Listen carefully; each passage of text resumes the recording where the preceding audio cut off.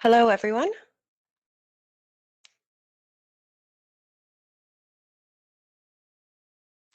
Welcome to everyone. Today is the second webinar held in conjunction with HBKU, CHSS, the College of Humanities and Social Sciences, and Oxfam International. Today's panel is titled Feminist Futures, Caring for People, Caring for Justice and Rights. And I'd like to begin today by thanking the two women who made this possible, Dr. Hadi Al-Qazzaz, who is Regional Gender Coordinator for Oxfam International in the MENA region and a feminist and women's rights activist with research interest in gender-based violence especially.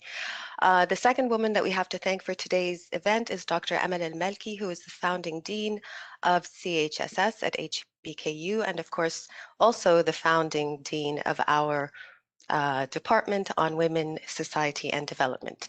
So with that said, let me introduce today's event.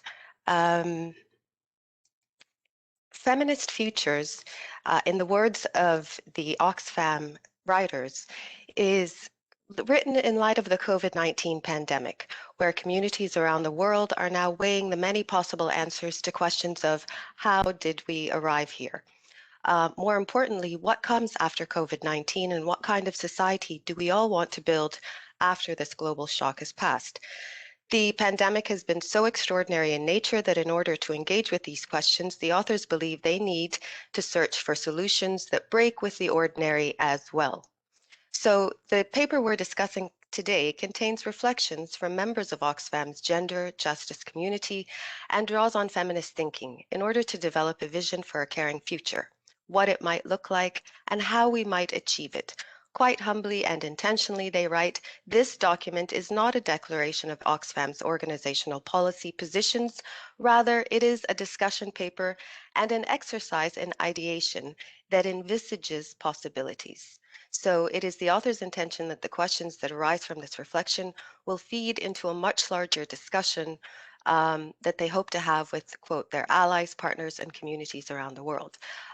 We count ourselves as one of those partners, and today we are delighted to begin the discussion with Dr. Maria Jose Mourinho Ruiz, who is a sociologist, a development practitioner, thinker, and activist interested in gender justice, inclusion, power relations, and democracy. She is originally from Spain, has acquired an international level of experience on these topics in a number of contexts.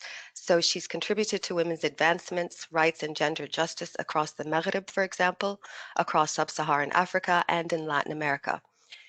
She's done so by working for major development institutions, including the African Development Bank, the German Corporation for International Cooperation, the Latin American School of Social Sciences, and the United Nations Development Program.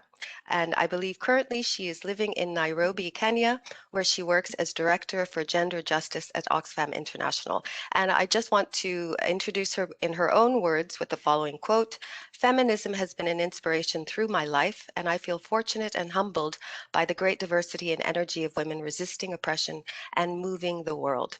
Dr. Maria, with those words, I'd like to welcome you to the panel and give you your space today. Go ahead, please.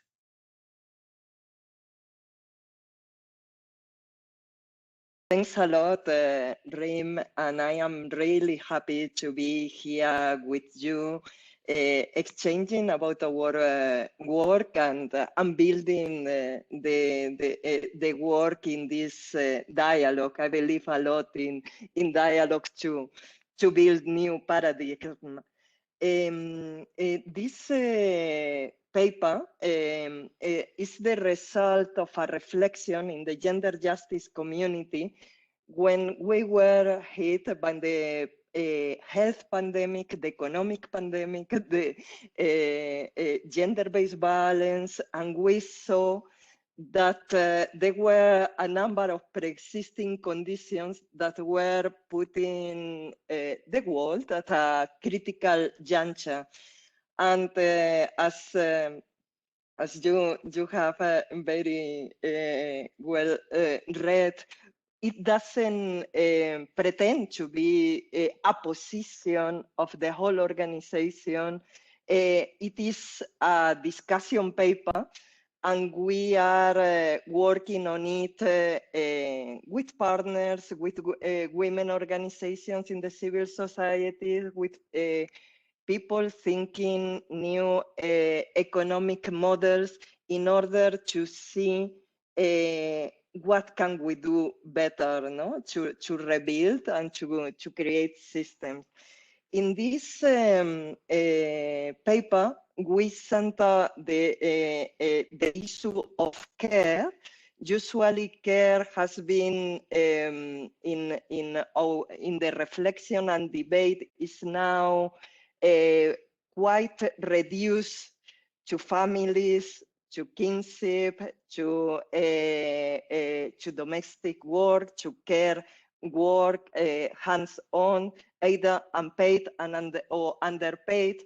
But we were thinking that that no doubt is very important, but that the values of care can be built as well in our economies, in our relationship with the planet, and in our models of social justice.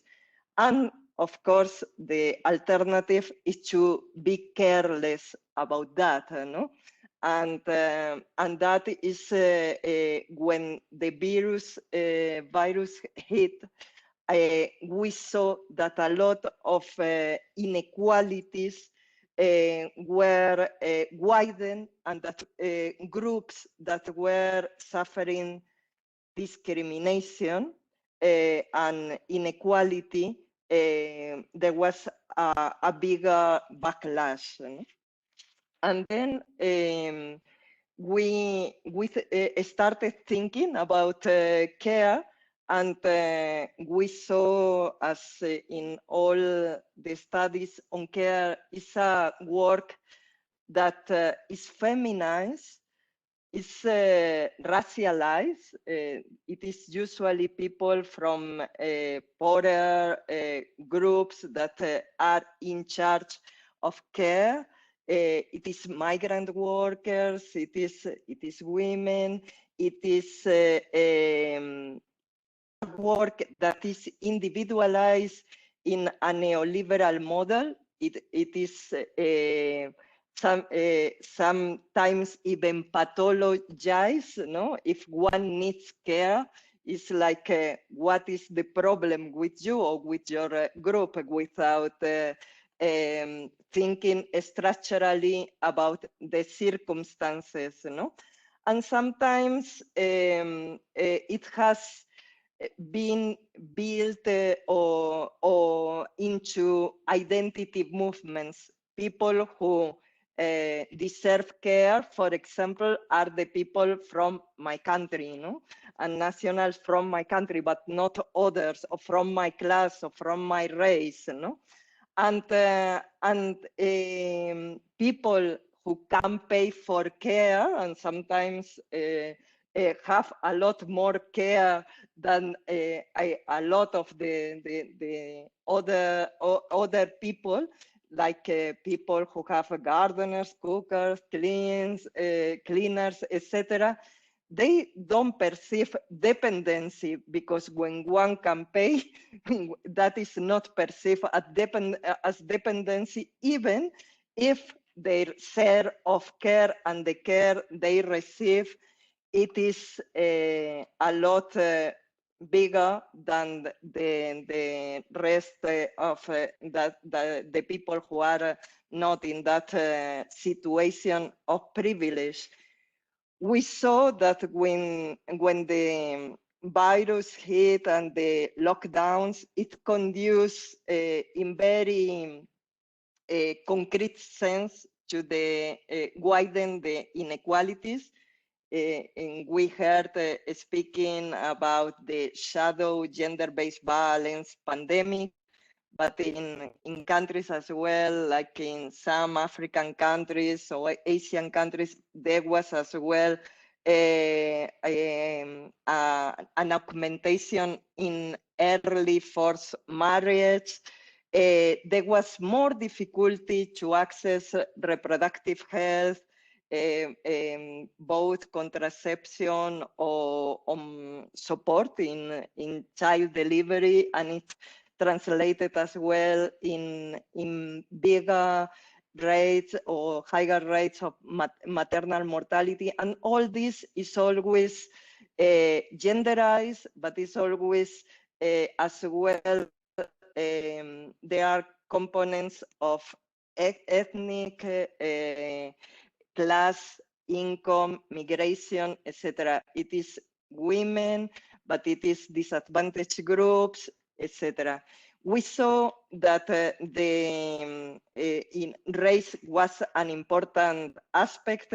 Last year, we were as well very aware of it with the Black Lives Matter movement, but we saw that from US to, for example, Sao Paulo, racialized communities were the ones that were having more mortality, and that was not by chance. In Sao Paulo, like 62% of the mortality, well, the Black communities had 62% more higher mortality than others. And we thought, how can we learn from this critical juncture and revise social norms, revise values, revise as well our perspective, how we look at the planet, and how we are extractive from it, and extractive in our relationship with it, and extracting it in a careless way from, with new generations, and how we develop as well economic models that don't leave people suffering from hunger just when they cannot go to work next week, as it has happened with the poorest communities. You know? And if we don't look into that, we think we are being careless about those groups, and this sense of care and discussion of care, we should, from a feminist intersectional perspective, to extend it as well to people we don't know, to strangers, to all communities, to the world. No? Now we are, for example, one example will be the discussion about the vaccine. No? Even if we see that is a global problem and that is causing death and distress, intellectual property is being put in front of people's lives, no? And what are our values in order to think that way? And what it should change as well from a feminist perspective, no? We think that broadening the understanding of care will need to include issues as access, of course, to food, to housing, to healthcare, to social protection, to not to be discriminated, all this to individual and collective freedom, not to suffer violence. This is as well an extended notion of care that cannot be narrow and privatized for some people who can pay for it, or who are lucky to be born in some countries where this is more accessible. No? And we think that this rethinking of care will redefine cultures, values, and economies. And if not, we are not really making a progress and taking our lesson from this crisis. In the ethics of care, there has been some discussion in the feminist movement. Now, with this pandemic and this global economic crisis that has gone with it, we think is an excellent moment to think about how are we going to be practical about it, no? And accept that life needs care. All of us need care, and all of us can care for others. No, there are relationships of mutuality and interdependency, and the access, the balance and care, we see it like the two extremes in a continuum. The absence of balance is not just or not to have balance is not only that there is no, for example, armed conflict, is that the contrary is care. And we need to see where we situate ourselves in our in our proposals of new paradigms. We think that there are alternatives and that are being explored, but are now, well, quite incipient, no? But some of these alternatives that we are proposing is, for example, to explore alternatives to the gross domestic product. There are countries and there are measures that have already been developed. We know that this measure doesn't take into account all groups that are being excluded. We think that care for people needs universal basic services and living incomes, universal basic incomes. We think that we need to take into account as well, when we develop models, time poverty. Women and disadvantaged groups, they suffer a lot from time poverty. And of course, we need to address the feminization and the evaluation of care, no? And making care something that both women and men and people across social class and ethnic groups are responsible for, in the same way that we benefit from it, no? We think that accelerate the transition to low carbon sectors is very important, and to develop new standards of good governance. No? Women have been excluded from or have been minorities in the committees addressing coronavirus, and we know that women are most of the health workers. They do 3 times as many domestic work and paid work as men, but they are not yet enough in decision making, and this must be addressed. And I would like to finalize to saying that, as I was saying before, this has been a collective work, and we receive important inputs from the gender justice community across Oxfam, but Claire Coffey, Sebastián Molano, Kim Piaget, and myself, we worked together in this reflection. And again, thanks a lot for this opportunity. Thank you, Dr. Thank you, Maria. This was a wonderful introduction to the paper as a whole, to the rationale for it, and to the points of discussion that it could raise. So without further ado, I'd like to move on to Mosna Hassan and introduce her briefly to you. She is an Egyptian feminist and founder of Nazra for Feminist Studies. She's the recipient of numerous awards, including the Global Fund for Women's inaugural Charlotte Bunch Human Rights Award, which she received in 2013, and many others, including the Alternative Nobel Peace Prize or the Right Livelihood Awards in 2016 for, quote, asserting the equality and rights of women in circumstances where they are subject to ongoing violence, abuse, and discrimination.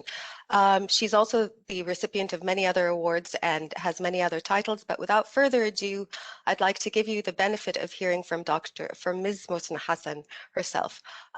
Ms. Hassan, please go ahead. Thank you so much. And I'm really privileged and so happy to be in this discussion. Not only that, it is really something so intergenerational, but also it's intersectional, as we are feminists need all the time to these spaces. Being in an academic space, which is, and like we were discussing before the event began, that to what extent it's important to have this engagement between the movement and the academic, and increasing this perspective of engaged academics, and at the same time having international actors and people who are working in international and local spaces who are really forming the feminist movement in different places, is something so important to reflect and think about issues we are facing now as feminists, but also as people who are living in this horrible time of being not only living in a time of pandemic, but also being feminists and activists and people who really think that we are engaged and think that we can act and protect others and ourselves. And because of that, I'm so interested in what said by Maria about caring. And maybe one of the things I'm really happy and proud all the time to be a feminist, that I'm taking that we are really a head movement all the time, that we are people who are all the time thinking and reflecting, and also not being that people who are so rigid. And maybe people, when they are hearing that feminists within the time of pandemic discussing caring, people will say that no, the feminist movement is going back to the stereotype issues. But on the contrary, thinking about redefining the word now with all what we are facing and how things has been so complicated in the definition of what's public and private, what's gender-based violence, and what's the rules and what's the stereotypes. Thinking about that, we are really living in new norm. And at the same time, until now, it's hard to say that what we will do after the pandemic, because until now, we don't know if there will be ending soon or not. And also, this is one of the things how I do think that the intersectionality of the analysis the feminist movement gave us and the feminist ideologies gave us is so important at this time, not only to care for people internationally, but also to react on what's happening. So when we are thinking about our region, and this is one of the things I'm really happy and proud to speak about it from my perspective, and listening to others like Aya, who are those young feminists in the region. This is something so important to see how our region also is so stereotyped, that most of the people are not seeing us as existing. And even if when people are thinking that feminists who are speaking now and introducing and accepting the word of caring, as if we are also going back to what those people want us to be in. Those people all the time want us to have this space, especially in a hard time like this. And this is one of the things we have been discussing in the last year, that Maybe people now, they think that feminist movement is not important because we are back to the pre-modern thing that people are sitting at home, so who have the power for people who have the traditional power within the private spaces. And now even you couldn't define what's public space, what's workplace now. This is one of the things makes women and feminists are really in a tight position. So how can we define our rights while we couldn't define our spaces? How can we think about the power dynamics while we don't have not only the feminist perspective about between the public and the private, that you don't know what's the public and what's the private. And you have to have all those double and triple amount of burden to do everything from the beginning, and also redefining by yourself in your this intersectional perspective what we want to do, what we can do, and who are taking the privilege out of spaces they are putting us in. And seeing this in our region is something really need to be important, because who are taking the privilege now on us? People who have power. So people are not speaking about the not only the feminist movement, but also continue targeting and putting us in this stereotype and this traditional rules, because we are in a pandemic. We can see what's happening in Egypt now, that you are targeting women and people based on their not only sexual identity, but how they are destroying the family values, because now what are accepting now the family values, because we don't have a public sphere. This is one of the things, thinking about our region who are taking the privilege out of being in a pandemic and thinking again about our traditional rules.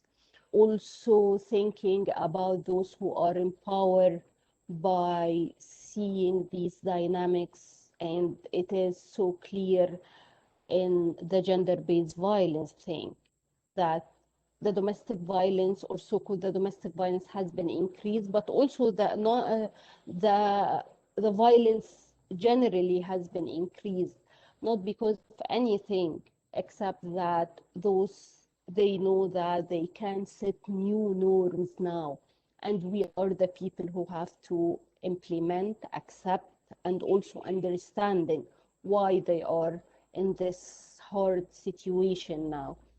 Thinking about our mental and psychological health is something also so genderized and feminized. This is also something that people are not accepting women because they have all these burden to lose it in any way, but at the same time they are not accepting them to have their spaces and thinking about themselves and their well-being in this situation.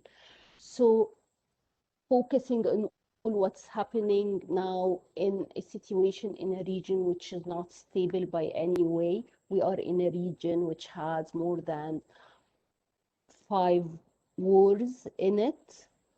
And with all these things, thinking about how we can, in such spaces, focusing on where are the women, and why women are not on the table of discussing their lives, futures, and their countries. This is because mainly people are not seeing us as a movement. People are not seeing us as independent movement, not alternative one, thinking politically and strategically to have all what we are thinking and all the burden we have to translated into policies, laws, and regulations, and we can advocate for it.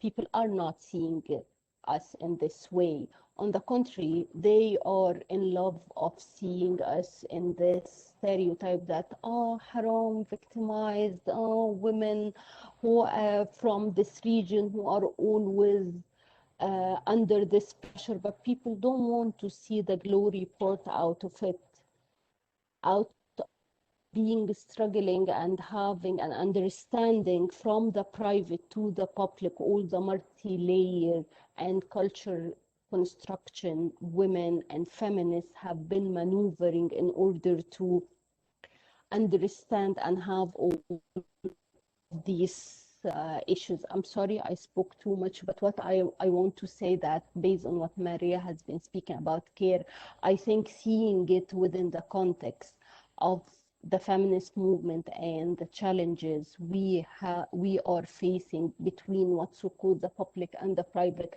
in our region is an important way to open new discussion and listening to new tools and new generations who are really struggling to change the certain norms. And thank you again for accepting me in this panel.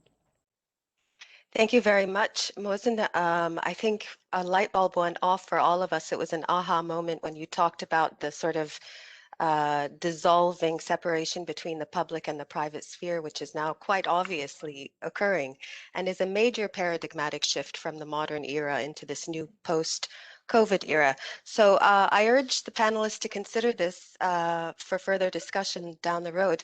But without further ado, let me now introduce our third speaker for today, Aya Al-Tahir, who is only 27 years old and is already a founding member at Taqatu'at.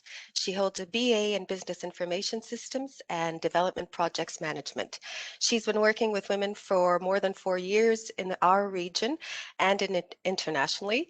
She's currently in Italy working on a project that supports integration and combating extremism, which I'd be interested to hear more about later.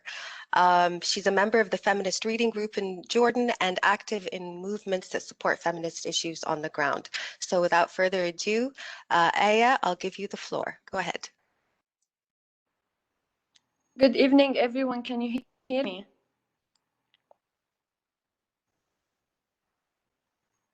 Can you hear me? Yes, we can. Go ahead.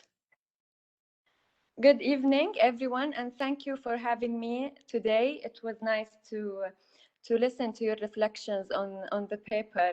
The second time I read the paper, we had this interesting discussion with Dr. Hadil with the Arabic version of this report with our collective and feminist reading club.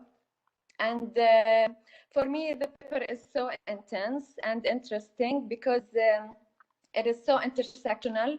And this is what I really like, that we can't talk about intersectional feminism without talking about politics, capitalism, climate change, environment, and social justice and human rights. It's very inclusive and intersectional. I would like to talk about the unpaid working hours. In Jordan, women work for 51,000 unpaid, unseen, unconsidered hours. It's not even calculated in the economic equation, or even when suggesting a new economic models. And this is, of course, very patriarchal, and this is a reproduction of, I would say, slavery and supremacy of men over women, and reinforce their power and control over women. And this is what we witnessed during the pandemic, where women reached 16 hours working a day, of course, unpaid working hours, and not mentioning the violence she has been through, starting from getting and accessing her items and needs, to domestic violence and murder in many cases, where 17 women got killed in Jordan in the quarantine, in the lockdown period.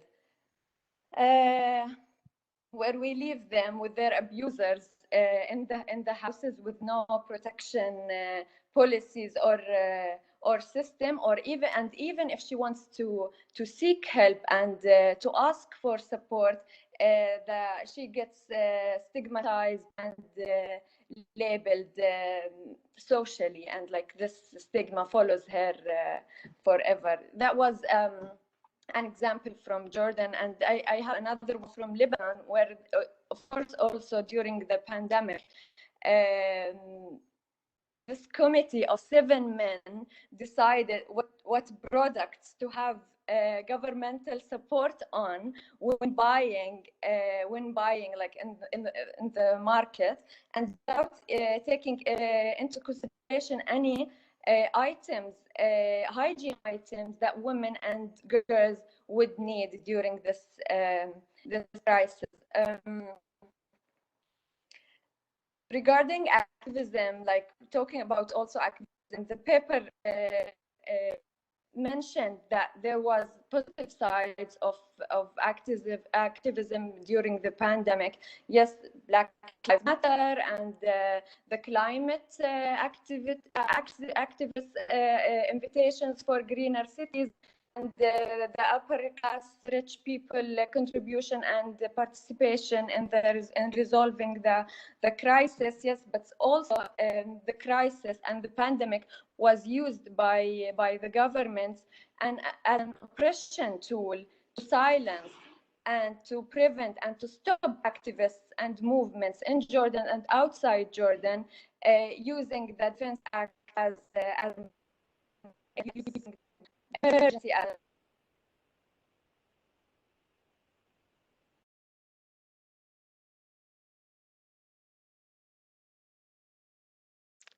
Aya, I think we've lost the audio. We can't hear you, right?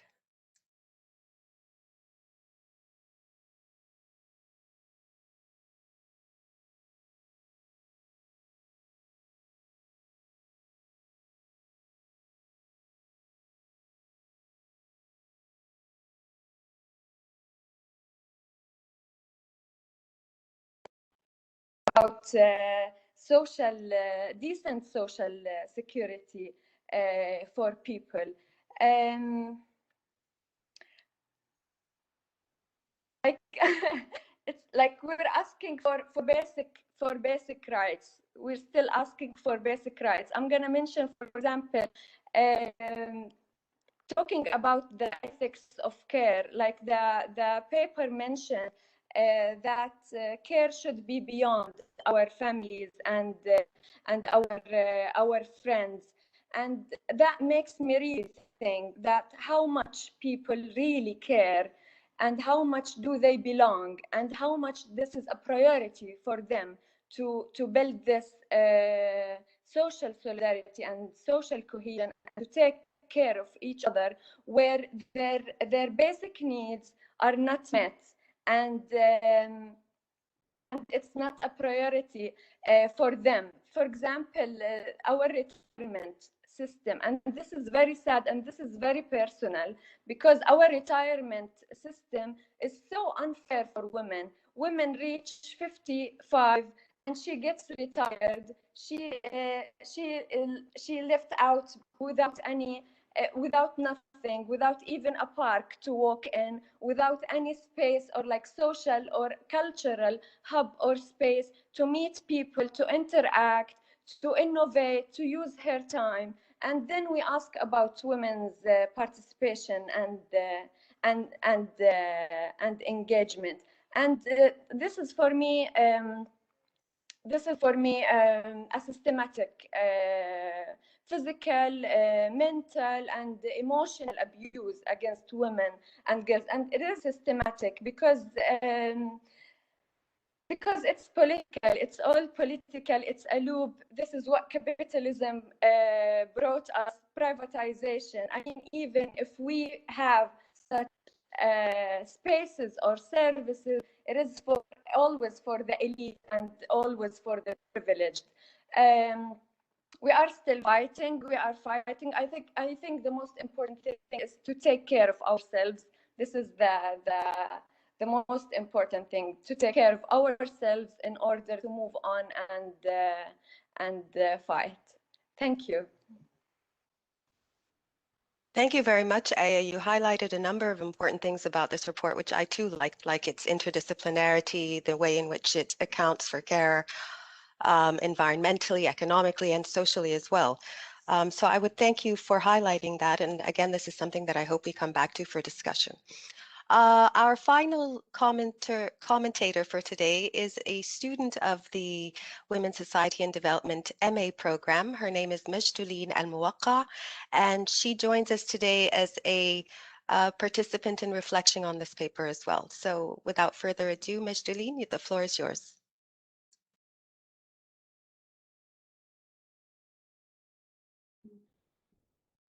Thank you, Dr. Reem, for your lovely introduction, and a big thank you to all our wonderful panelists. It's definitely a tough act to follow after such thought-provoking reflections. Had you told me 5 years ago that I would be here today among you all to discuss the gendered impact of a global pandemic, I wouldn't have believed you.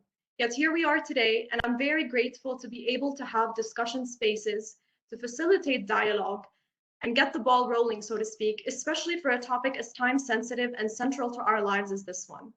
In addition to the direct and countless impacts of the pandemic, it is also deepening imbalances.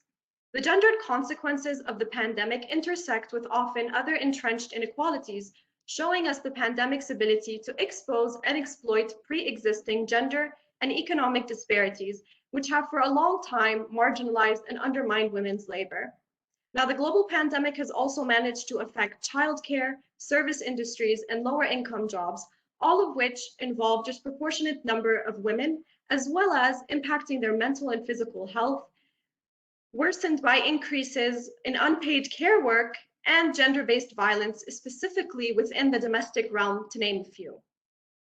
While women were already doing most of the world's unpaid care work prior to the onset of the COVID-19 pandemic, growing reports like Oxfam's report are affirming that the subsequent shutdown response has resulted in a dramatic increase in this burden, leading to confining women's opportunities, especially women of disadvantaged and marginalized positions. It is likely that the negative effects for women and families will last for years to come without proactive interventions.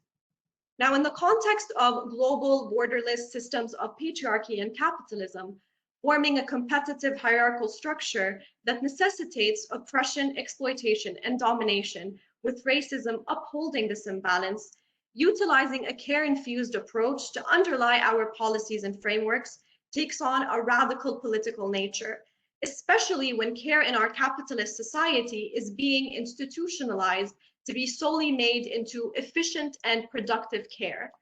Likewise, within the patriarchal paradigm, institutionalized gender norms and social constructs differentiate between the varieties of labor permitted and entitled for women and men. Men are typically seen in the public sphere as the breadwinners whose paid work is mandatory, while women are relegated to the domestic sphere as caretakers due to their altruistic nature. Now, this embeds women within familial relations and perpetuates rigid gender norms of the nuclear family that strengthen male privilege. And with the dominance of neoliberal policies that place at its center economic growth with indicators such as gross domestic product, GDP, before equity and redistribution, these indicators of gendered well-being are being left out. Consequently, feminist critiques called into account the continuous undervaluing of non-market features of the economy, predominantly those linked to unpaid labor exploitation. Now, what we commonly refer to as the economy would not function without the often undermined foundation of unpaid work provided by the care economy, so the reproduction of everyday life through childbearing, cooking, and so on and so forth. Now, sociologist Arlie Hochschild argues that global care chains are a series of personal links between people across the globe based on paid or unpaid labor of caring, and that these gendered global care chains, while driven by economic hardships, also constitute emotional labor. As such, as they continue to expand and be sustained, they create in their wake a chain of disenfranchised women whose emancipation comes at the price of another. So according to Hochschild, again, what we see and what we need is a global sense of ethics to place care at the center of our activities and dealings to alter the edifices of inequality. Now, these issues continue to be relevant even more so now, both globally and especially in the Middle East and North Africa. Now, in our region, since women's labor force participation rates are quite low, this leads to high rates of dependency on patriarchal structures. Additionally, the MENA region remains under-researched with regards to gendered well-being. Availability of data is an issue since governments tend to disregard prioritizing data collection due to conflicts, lack of infrastructure, or even application of government spending elsewhere. Yet social policies set by the state impact how women are viewed in society, and as a result, in structural gender differences. In an increasingly interconnected and globalized world such as ours, it becomes even more crucial to ponder the competency of the means required to achieve these ends in order to shape a post-COVID-19 gender justice reality. Thus, it is imperative to shift analysis away from makeshift solutions, ensuring ironclad accountability mechanisms that challenge and transform existing relations of power, and modifying the patriarchal framework is a must. We need to push for gender mainstreaming in the policy response to the COVID-19 pandemic. Despite the dominant excuses of surviving an upcoming pandemic-induced recession, among others, to disregard and set aside gender issues for a later stable time.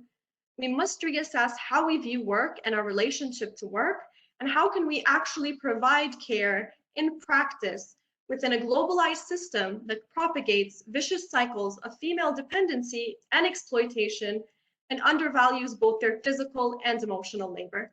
Thank you. Thank you, Majleen.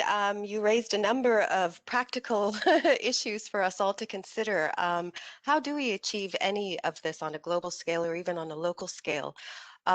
So with that, I would like to open the discussion between the panelists, myself, and the audience as well.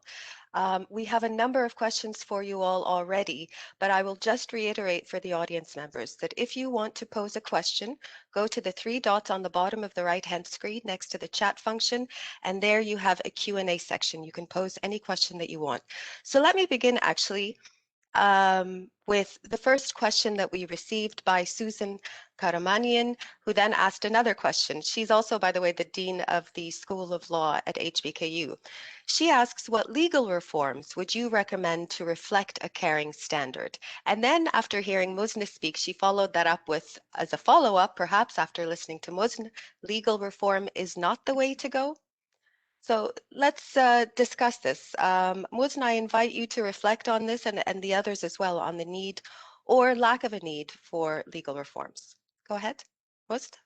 Yeah, thank you so much. And I do think that it is not, I think one of the most important issues, Yani, while we are living in this uncertain thing, that we can understand that there is nothing the only way solution. And this is one of the things which makes us as feminists, yani, being humble enough to understand or not understanding the situation. I do think thinking about legal reform from the perspective as if it is the up-down approach that will do everything by themselves when we pass an article or a law that things will be good by itself. It's something, I think the movement, especially in our region, have been overcoming this in the last 10 years. The legal reform, I do think what's important about it in our region that to come from the ground movement, and after that could be implemented and see how things are hard to be implemented also within a big system which mainly is not seeing you. So I don't want to speak a lot about the same issue, but one of the most important things I'm thinking about from the beginning of this pandemic, how we can understand the intersectionality between us in the movement, also to understand the big challenges we are in. So thinking about that one group with one tool could change everything in a second is not helping us to understand how it is multi-layered living within a context accepting you. I don't know if I answered or not, but That's my reflection. I think you did. I think you articulated a problem many of us feel, which is that we can change the laws on the one hand, but if you're not able to change culture and thinking on the ground level, it can remain as a theory and without any reflection and practice. But here's my question. As I listened to Aya talk about women trapped with their abusers in their homes and the kind of institutional vacuum that exists to help them, I couldn't help but thinking about the need for laws and trained legal officers who could intervene in such situations. So Aya, I don't know, how do you feel about that? Actually, the case in Jordan, that these institutions sometimes are the abusers for women, because in many cases they are the reason why are got killed, because they either resend them to their abusers or like make them sign something like an agreement or something that the abuser will not like beat her again or like will treat her well again. But this is not the case. So the institutions are not trusted, and the problem is that this is what we have now. And also thinking about like legal stuff, all the discriminatory laws that we have, and the mitigating laws for abusers and men when they abuse and kill their female figure in the family. Okay, so again, we hear that there are problems within the culture. Institutionally, the officers expected to implement these laws are themselves prejudiced against the victims of gender violence for cultural reasons. But again, and I pose this, Majdaleen, perhaps, Maria, could you share your thoughts on whether or not it's possible to move forward, or whether we're putting the cart before the horse? How should we proceed on these questions?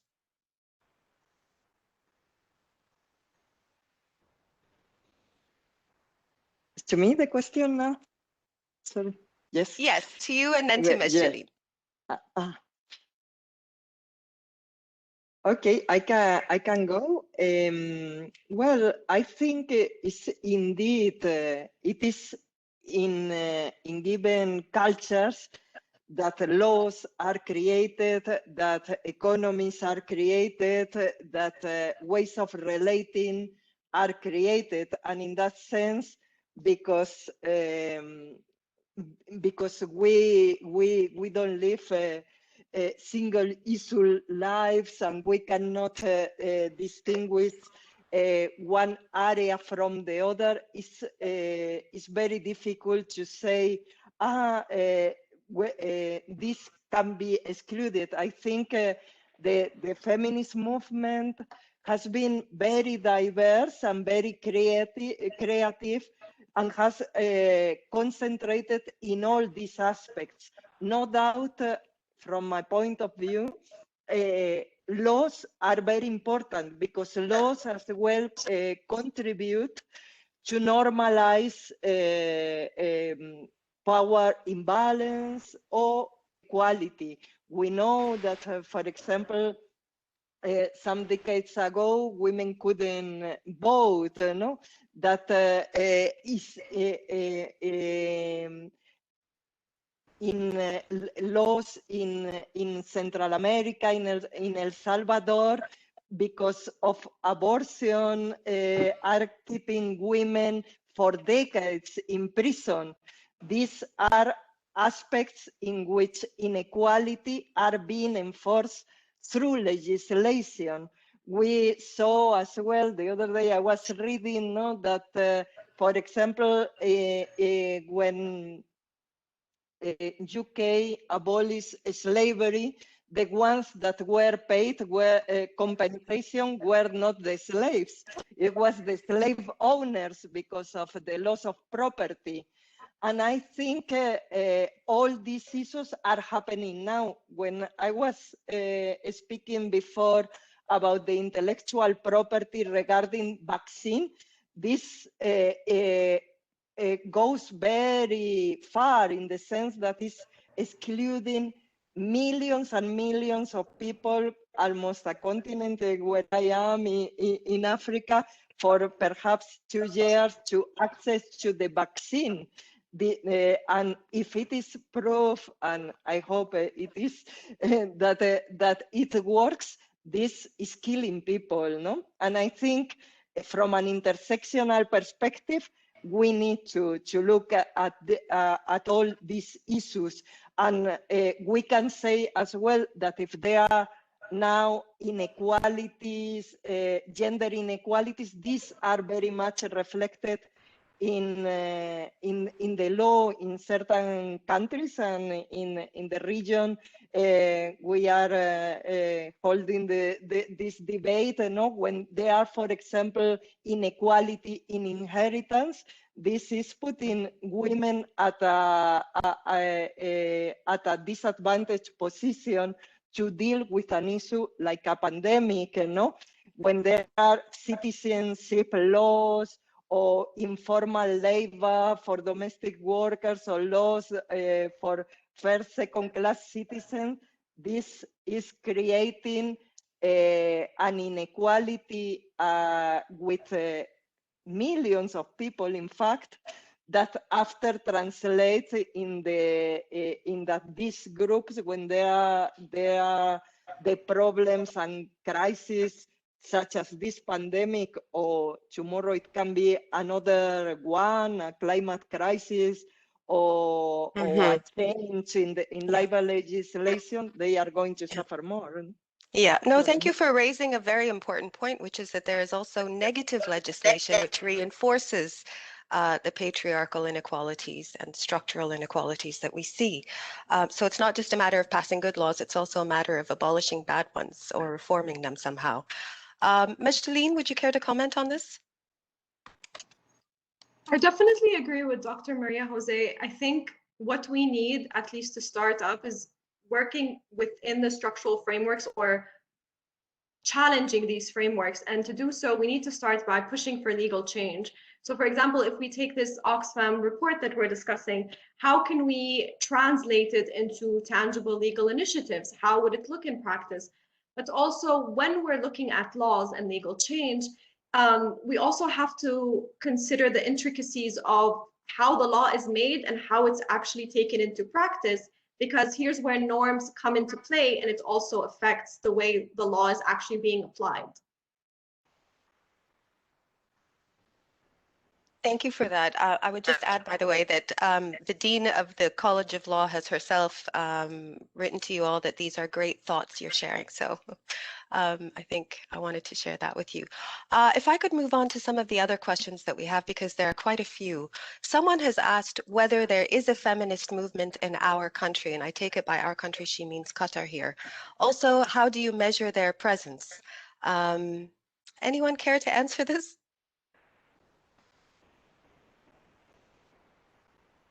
Or in the MENA region? Can I say something and leave the country for you? Because this is one of the feminists in this region have been challenging all the time, that people in different places, not only in Qatar or in other countries, have been saying, is there a feminist movement in our region or not? And honestly, there is a feminist movement in our region. Maybe we don't have this traditional definitions of social movement, and honestly, none of the other social movements in our region traditional definition. But because this region and people are so patriarchal, they are putting us into this eye all the time that they want to put on us all the definitions without seeing themselves how the other movement and how the structure of this region, how we have been ruled, and how the definition of public sphere and politics, our region, also is forming the movement and the feminist movement there. So in a country like Egypt, which really has a history of having women in the public sphere, and we have this from 1919, and we have different people and different women who call themselves feminists, and they have been struggling publicly for women's issues until now people are coming and telling us that there is no feminist movement in Egypt. and you are either those westernized women or those upper or middle class women who are existing just because you are thinking that you are different and you can be like other people. People have been speaking, and in the last 10 years, every incident happened in this region makes all these claims are not right, but people love to have the stereotype again. So I do think that every place in our region has a feminist movement. Maybe it's not the definition people like us to see, like but this is also something for us who are caring about gender issues and feminism, that we have to think about ourselves out of the boxes. That maybe we are not the masses, but no one had the masses. Maybe thinking about we have different tools based also to the social construction and what's accepted and what's not. And seeing those young feminists and young women speaking in this critical way, like Majdoulin and Aya, makes you understand that there is a feminist movement in this region, even if people don't want to understand and accept it. I couldn't agree with you more, Mohsen. And actually, I was just about to turn it over to Aya as another personification of feminism in our region to address the question. Actually, I agree with Mohsen that it doesn't have to be labeled as feminism, but it's there. Like my grandmother was a feminist without even she like a feminist, and because of the stigma now with the movement and with the feminists and this kind of like the Western agenda, and like you want to ruin the communities, and this is like you hate men, and it's against the religion and against the society, which is not true. Of course, like feminism is literally to support whatever woman chose to herself, whatever. This is like my personal definition. Whatever she wants to do, she has to do, and whatever she chose. But yeah, like in Lebanon, I would say and Egypt and Syria, it is strong and old. But for example, in Jordan, it is rising and it is somehow new, not because it is new. The definition again is new, but also there are many organizations work for women and gender issues, but they don't call them themselves as feminists. Yeah. Absolutely, couldn't agree with you all. And if I may, I am not Qatari, but I have had the privilege of teaching Qataris for years in this program. So I'll speak a little bit about the feminism I encountered there. And I have to say that the consciousness and the will to resist of young Qatari women I've encountered in this program, as well as other Arabs, but Qataris and also other Gulf Arabs, such as Bahrainis, Kuwaitis, Yemenis, who aren't Gulf Arabs, but from the peninsula, has been amazing. So I would definitely say, having met these women, there is a movement. It may not call itself a feminist movement per se. It may not even be fully organized along the traditional lines, but it is there. It is becoming educated in programs like ours, and it is hopefully planning action for the future. So yeah. Okay, so if I could just move on to the other questions that we have. One person has said to any of the panelists, she's asking, do you think that some of these inequalities that we experience in terms of gender is due simply to the difference in communication styles between men and women? That men are more assertive and that females may not be as articulate in communicating their desires. What is the role of intercultural communication in this regard across gender in this process, and also how would we intervene, I guess is the question. Anyone care to answer this? Does it come down to communication styles between men and women, Maria? I can start the response.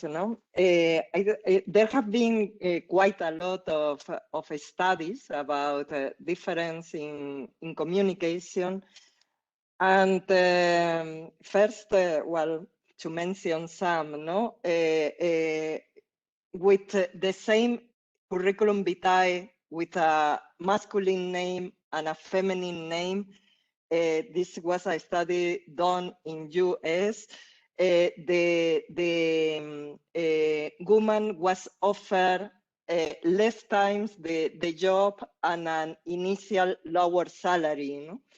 There is as well, there are as well, for example, research on how women negotiate salary. And when we speak about gender gaps, for example, there is a lot of people say it is because women are less assertive when they negotiate their salary. In fact, what it is perceived in this research is that when women negotiate, they are perceived as ambitious and it backlash against them. No? And then I will say the contrary, that in a society with inequality, people who are at the lower end develop communication patterns that try not to offend, that sometimes don't go direct in case they are going to be perceived in negative ways, etc. And this, there are as well studies about body language across as well economic class, women and men. No, as to women, usually since we are very young, we are told we have to be composed in some countries, even not to laugh loud, close your legs, speak very softly. Of course, we learn how to communicate in order to be accepted in our societies. You know? And I think as well, I'm reading, by the way, now this book that has just come out by Ngozi Okonjo-Iweala and Julia Gillard about women leadership with practical examples. And one can see a lot of that there. It is very visible for every for women at every level, but for women into leadership, they are even more criticized a lot of times when they are assertive, no? And I think this is one of the ways in which people who ask for equality, women, feminists, are evacuated. You know? Yeah, thank you for that. So basically, she's given you the standard answer that academics would agree with as well, which is that our behavior is a product of socialization. We are trained to be either soft and demure or aggressive and loud. And as such, we follow these patterns. If I may, I'd like to redirect the discussion based on one of the questions that we've received. It's from one of the few males in our gender program, actually. And he asks, how should we respond to the global chain care? What kind of approach should we adopt in reducing gender-based violence for women migrant workers, especially for those traveling from third world countries to first world economies? And ensure child rights and development and parenting. But I think that's a bit much. So let's just focus on this question. How do we help those women in practical ways that are traveling in care jobs from third world economies of deprivation to richer first world economies?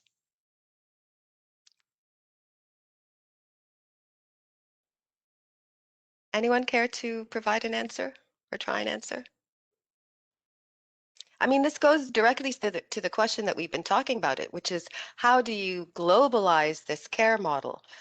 What kind of real connections do you establish institutionally, legally, in terms of policy, MOUs even, in order to ensure this? Do we have any idea?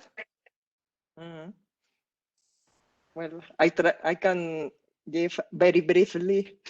Go ahead, I Maria. think that in the, as we were saying before about universal basic services, social protection, and abolishing laws as well that put these women in very difficult situations. For example, laws as the kafala laws, or laws as well in Europe that when a woman or a man loses some work, they enter the country for, they lose the right to be there, is going to affect all options these people have, and therefore we are creating jobs for people in which they don't have options. No, I think that universal basic services and legislation recognizing minimum standards and redistribution of care and valuing care, because a lot of times these women in care are paid the lowest wages in the market. No, all this is really one at the center of the discussion on care. No, carers are devalued because they are women, because they a lot of times they are poor, and because they don't have voice in decision making and in legislation. Yeah. So again, we're talking about legal reform, really, minimum wage standards, the abolition of discriminatory laws such as the kafala system, etc., and then working on enforcement, of course, as we've just discussed. Simply passing a law is not enough. Okay. So I this, add I have a yes. comment on that, actually. Sorry, Aya, do you want to speak? Sorry. No, Well, Mozinba. go ahead, Mosin, and then we'll go to Aya. Yeah, I think also thinking deeply and structurally about the feminist foreign policies is something so important to structure between what's so called the first world and third world countries, because this is something about how people are obligatory thinking and putting the solidarity and care in structure. Thinking about this is something I do think it's important. Where we can also think that you couldn't have an international or countries' feminist foreign policies without listening to the local movements in certain countries. So maybe this can be one of the things we as feminist movements and different people in our region think and direct policies in the international sphere. Yeah. I very much appreciate what you said, and if I understand you correctly, Mosni, you're saying that it is not a top-down international approach that is going to work, that it must be in tandem with local needs and listening to local needs and organizations and activists as well. Couldn't agree more. Aya, would you like to add something? Yeah, I wanted to add something about migrant women and foreigner workers. And it's very basic to allow them, or not allow them, but like them having ownership over their lives.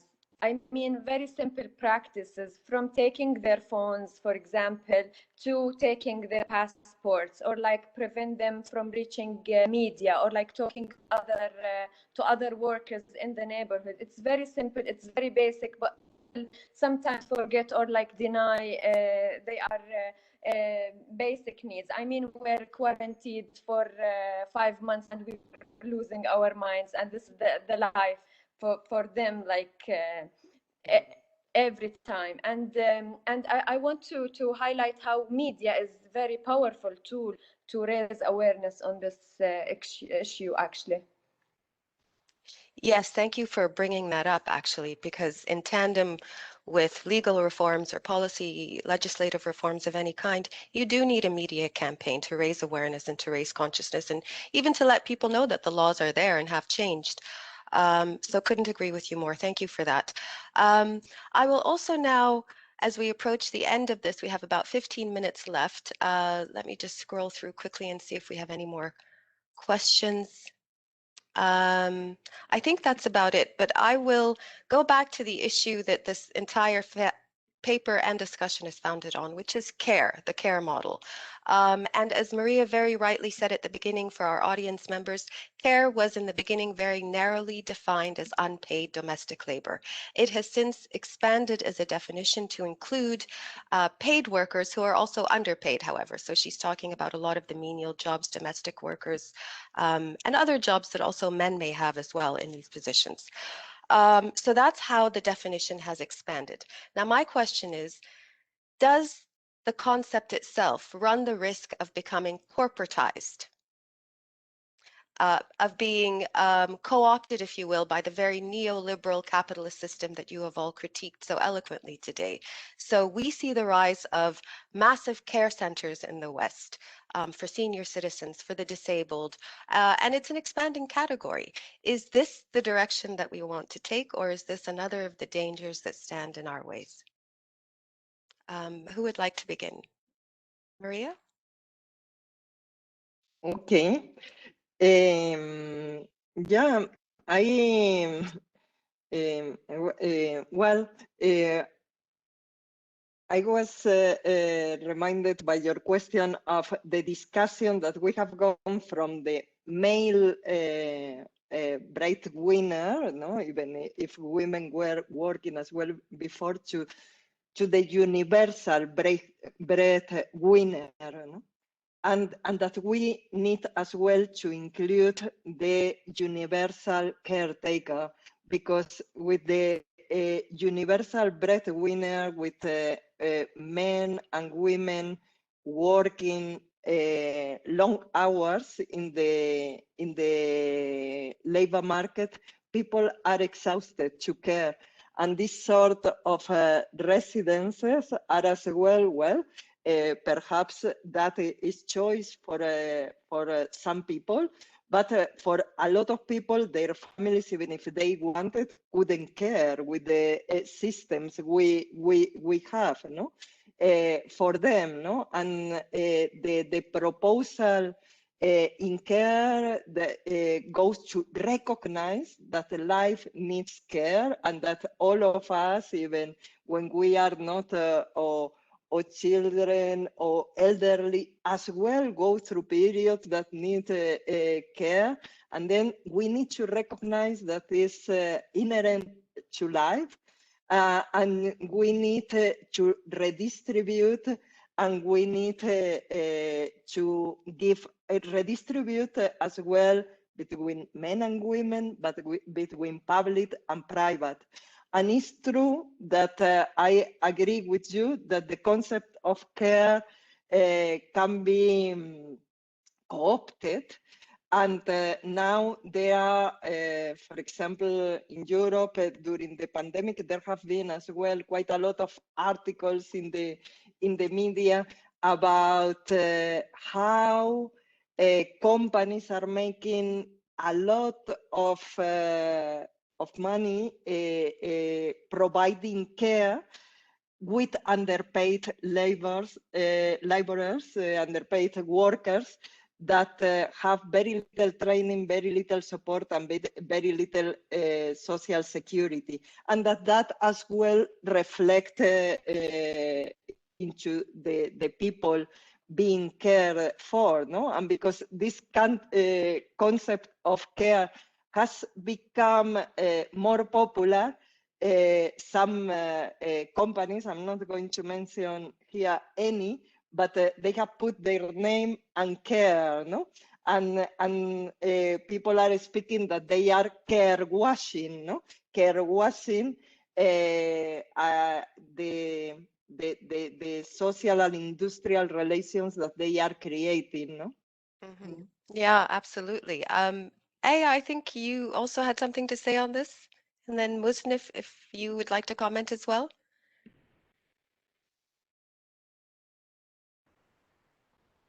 Personally, I Yeah. want to listen to Oh, go ahead. Majduleen. All right, Majduleen. That's an endorsement. Thank you. I just wanted to add to Dr. Maria's point. We can even see it in practice, how care is being co-opted when, for example, during, visits to the doctor, you have your allotted 15 minutes. It's very direct. It's go in quick, go out quick. It's been made into very efficient, it's been made into a very efficient process. It doesn't allow any true caring in the sense. And also we can take that, I'd like to complicate matters more, but we can also look at it towards, the lens of physical health, but also what about the mental health? What does care for mental health look? Especially now with the pandemic, it's something that we need to consider. Thank you for that. Yes, I couldn't agree more. Aya or Musin, would you like to add anything? Do we run the risk of corporatization and of these very concepts being used subversively against the feminist movement? I think it's happening all the time.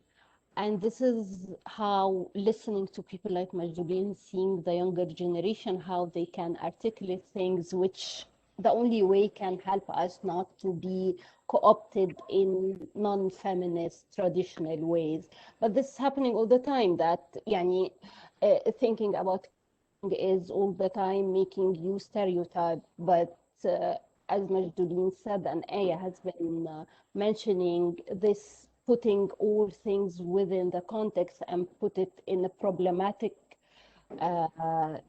questions is important. But also I want to highlight that this is one of the things I think the feminist movement need to think about it, about care and mental health, especially from the gender perspective. This is one of the areas we as feminists are not so strong enough to tackle it, because we are afraid of this stereotype that we are not mentally good, or we are making things up, or it's all in our heads. So I think this needs more strength from us to deepen and putting the issue on the agenda, that what extent we need care and well-being. And this is not, it doesn't mean that we are not good and not able to do things.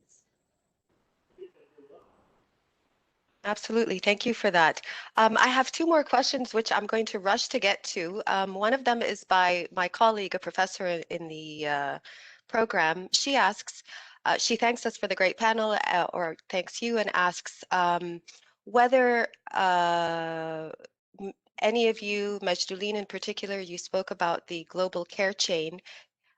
Could you also speak about intersectionality and about more on the role and position and struggles of female domestic workers globally, but also specifically within the context of the Arab world?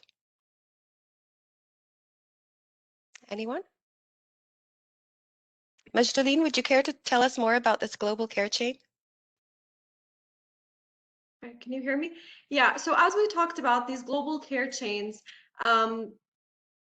they create in their wake more and more disenfranchised women. So as we said, you have this first world that demands labor from the third world. So it's also about making it complicated to sustain this relationship. You need to look at the underlying framework that allows such exploitation of women's labor to continue. And also, as we talked about the kafala system in our MENA region, being denied their most, humane rights, taking away their passports, all of those make it harder and harder to sort of understand how this exploitation can continue without, looking at the structural framework that it's put in. Because you cannot just pay lip service and be like, oh, this is a horrible situation, and keep it at that. You need to make it difficult, and you need to be able to have incentive to challenge the status quo. And adding Absolutely. on that, we have Yes. to have a legal system, because we can't bring ethical responsibility without legal system being there supporting this. I fully agree. And I agree with the critiques that it's not enough on its own. But I agree that it's very difficult to act in the absence of protective legislation that would put forward these ideals. All right, on this final note, I'm going to take a last question, which actually ties into one other point that I had to make, or one last question I had. And that is a question by one of our students who asks, do you think gender roles and the division of labor within households are already changing, but that the ideologies are still stagnant and holding us back?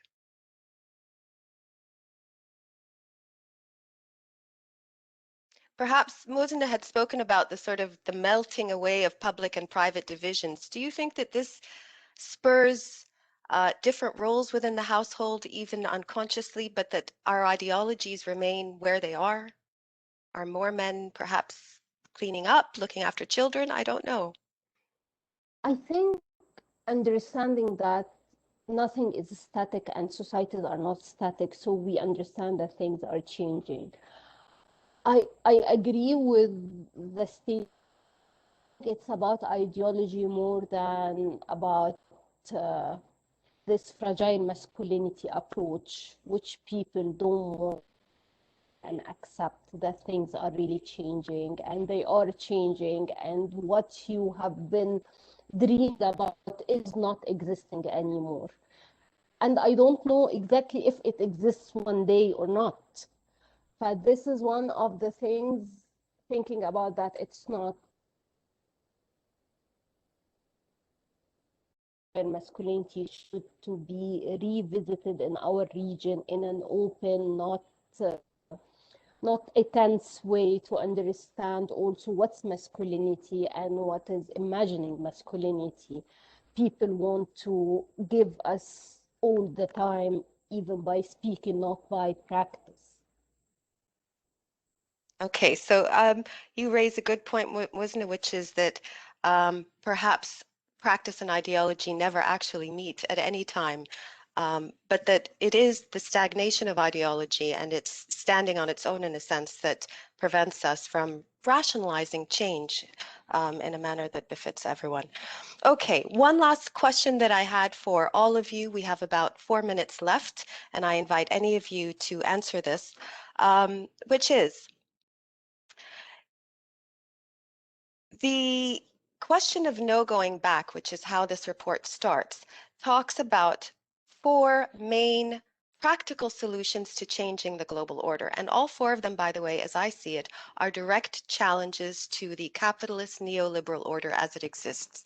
They are to move away from carbon economies, 2, to invest in social infrastructure such as education and health for all, 3, to shift the burden of taxation away from labor and towards wealth, which is a challenge to the tax-exempt status of many corporations today. And finally, a call for good governance, which is rather vague, I think, and can be locally defined. But how do we propose to challenge this global economic order in order to bring about these changes? And in doing so, are we simply reverting to the old model of the welfare state that used to exist in the West, that still exists in the Gulf, for example, where healthcare and education and whatnot for citizens are provided free or on a tax basis? And the neoliberal order, which is dominant today, which is cutting away those social services everywhere in the world, and which is personified, I think, best by the United States model. Anyone care to comment on that? How do we actually overcome this system? Can we? It's hard to answer such a question in the time of the pandemic, because it is easy to say things, but while the world is really changing, and even the economic for so-called the welfare states is revisited now based on different things, statements, more than think in this intersectionality about who and what are the minimum all people need and deserve, and then think structurally after that. I think that's a good note to end it on. As you rightly say, Mosin, these are very large questions.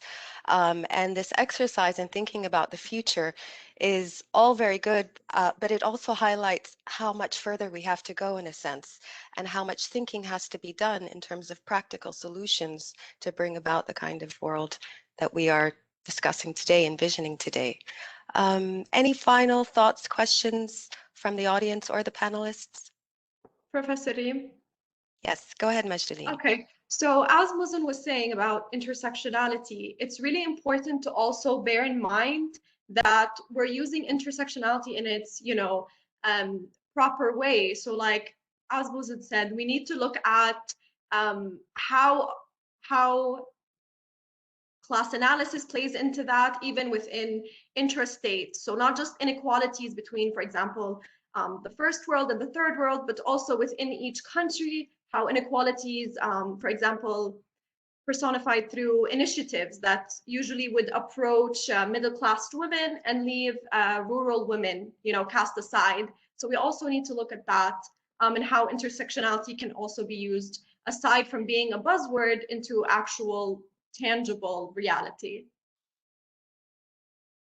Thank you. I think that's a good note on which to end everything.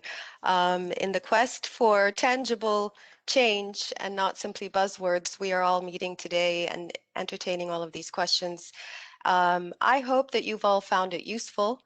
I certainly have, and it highlights, if anything, how much more work needs to be done, and there's nothing wrong with that. It's good to know how long the road ahead is and exactly how much work is ahead of us. But I appreciate this discussion today on envisioning a possible feminist future where there is social justice, economic justice, and environmental justice for all, or most of us at least. Thank you all very much for joining us today. Thank you for the audience members' attendance. And on that note, I thank Aya and Maria and Majduleen and Mosin for sharing your valuable thoughts with us today. It was a pleasure.